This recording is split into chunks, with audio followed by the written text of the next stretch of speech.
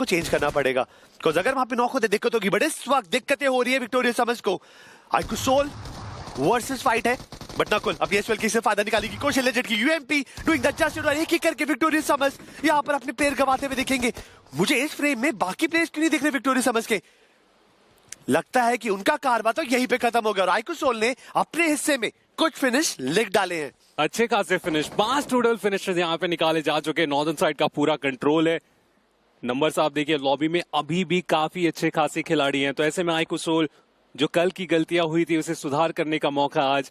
और आप एक बार ओवरऑल स्टैंडिंग के ऊपर नजर तो लेके जाइए, 327, उसके बाद 307, 307, पांचवें और छठे के बीच में कमाल की रेस होने वाली है। और दोनों ही टीम अभी अपने चारों खिलाड़ियों के साथ सरवाइव कर रहे हैं। गॉडसेन को अभी हमने देखा कुछ समय पहले, वो अटैक कर रहे थे आइको रेमनेट एक्सपार्क के ऊपर, और अभी अभी iQSOL ने एक टीम को बाहर का रास्ता दिखाया और उसके बाद भी रुके नहीं, अगली टीम के ऊपर रवाना हो चुके हैं।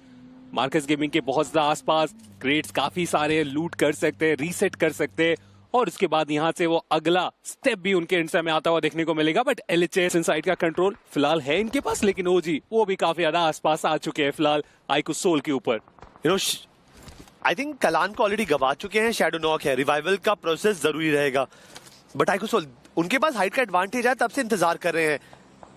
जोन के अंदर एंट्री भी इंपॉर्टेंट है, और जिस स्पीड से iQSOL आगे बढ़ रही है मुझे लगता है कि अगले कुछ क्षणों में ओजी के साथ मुलाकात जरूर होगी। बट ये कर रहे हैं गाड़ी रिपेयर, उनको पता है कि गाड़ी उठाकर इंस्टेंटली जोन में रोटेट करना है, बढ़िया पोजीशन पकड़नी है। बट ओजी ये टीम चालाक है, ये टीम इंतजार करती है, टीम पेशेंस से खेलती है। इतनी जल्दी कोई जल्दबाजी के अंदर गलत कदम नहीं उठाएंगे ये। iQSOL ने अपने आप को एक बढ़िया सेटअप के अंदर बनाया है, एक त्रिशूल सा बना दिया वाई।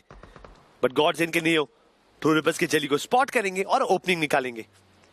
सदर्न साइड की वो फाइट रहने वाली है जहां पे जेली को रिवाइव देना अब तो नामुमकिन सा लग रहा है, क्योंकि उनके बचे हुए खिलाड़ी बहुत ज्यादा आगे चले गए। साइडलाइन से गॉडसेन वो बहुत जल्दी अटैक करेंगे, कंफर्मेशन वहां पे ढूंढने वाले, जरूर हम उस पर बातचीत करेंगे। बट ट्रेस रहेंगे जो कि नियो को वहां पे नॉक करेंगे और मैच से बाहर का भी रास्ता दिखा दिया गया। नकुल शैडो के ऊपर ओपनिंग बनाएंगे, जो रिवाइवल दिया गया तो उसे फिर से मुश्किलों में डालते हुए, और यहाँ पे लग तो रहा है कि LHS एक बार फिर से एक साधारण मैच की तरफ बढ़ने वाले। iQSOL वो मल्टीपल ग्रेनेड्स अपने एंड से कर रहे हैं, चारे की जल्द से जल्द समाप्त कर। जी ने भी उनकी जिंदगी खराब कर रखी है। फिनिश फील्ड में पड़ा, डेस्ट्रो को ग्रेनेड से नॉक करा गया है, और हाइड्रो का दूसरा ग्रेनेड डेल्टा को भी नॉक कर देगा। इसका मतलब 1+ गॉड्सरेन के लिए मिरामार ऑलमोस्ट एग्जिट हो चुका है। पर फिर से देखिए ईविल ने ग्रेनेड कैच किया है, और यही डिप की दिक्कत है। डिप में बचना कभी भी इतना आसान नहीं होता, और अगला ग्रेनेड आएगा, ईविल को कंप्लीट करेंगे। लॉस हरमानोस अकेले एक खिलाड़ी के साथ ही आगे बढ़ेगी। बट मुझे समझ ये नहीं आ रहा कि ओजी iQSOL पर कब तक टारगेट करेगी, बिकॉज उनको भी रोटेशन करना है। अगर अभी रोटेशन उन्होंने नहीं करी देन दिक्कतें आएंगी उनकी तरफ। एग्जैक्टली ओजी वहां पे गेट कीप करने के लिए पूरी तरीके से तैयार है, और वो फाइनल ग्रेनेड आया जिसके कारण LHS इस मैच से हमें बाहर होते हुए देखने को मिल जाएगा। अब ओजी के ऊपर यहाँ पे फैसला कि ये सही वक्त है अटैक करने का। आपने उस पूरे ग्रेनेड करने के पैटर्न में अगर आपने देखा होगा तो स्टिकी बॉम्ब भी इस्तेमाल किया गया। ग्रेनेड जो कि बाउंस करके आगे निकल जाता है, जिसके कारण वो नॉक नहीं हो रहे थे, लेकिन स्टिकी बॉम्ब जहां पे गिरा वहीं पे वो ब्लास्ट भी हमें होता हुआ देखने को मिलता है, जिसका फायदा iQSOL को हुआ है। लेकिन अब बारी आ चुकी है ओजी की तरफ जाने की। नकुल सीधा आगे जा रहे हैं इन्फॉर्मेशन के लिए साइडलाइन में। रेमनेट एक्सपार्क उनकी भी एंट्री हुई है, तो ध्यान से ये रोटेशन पैटर्न ढूंढना पड़ेगा, क्योंकि सर्कल का एज अभी भी नहीं मिला है। फियर्स वो ओपनिंग ढूंढ लेंगे। नकुल को फिलहाल यहाँ पे गिराया जा चुका है रिवाइवल। चलिए वो अब सपना, क्योंकि नकुल का कंफर्मेशन ट्रेस काफी आसानी से निकाल भी लेंगे। If I am not wrong, रेमनेट एक्सपार्क के इस बात के इम्पैक्ट प्लेयर फियर्स है ना, और फियर्स जंप के पिटाई कर रहे हैं।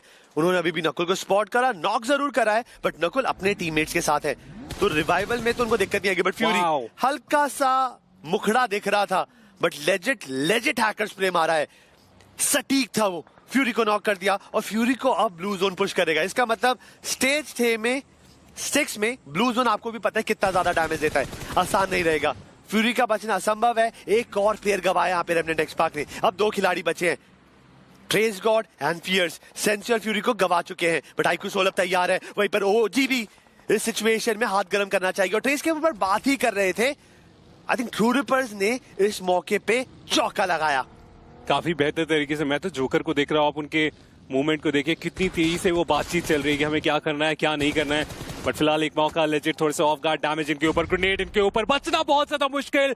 विज गॉड एक कमाल का ग्रेनेड जिसका जवाब लेजेंड के पास था नहीं, और ऐसे में आइकुसोल अब धीरे धीरे करके अपने खिलाड़ियों को गवाते चले जा रहे हैं कि वो तो सीधा विकेट लेके क्लोजिंग कर लिया और ऐसे में लेजेंड का कंफर्मेशन हमें काफी जल्दी आता हुआ देखने को मिल जाने वाला है।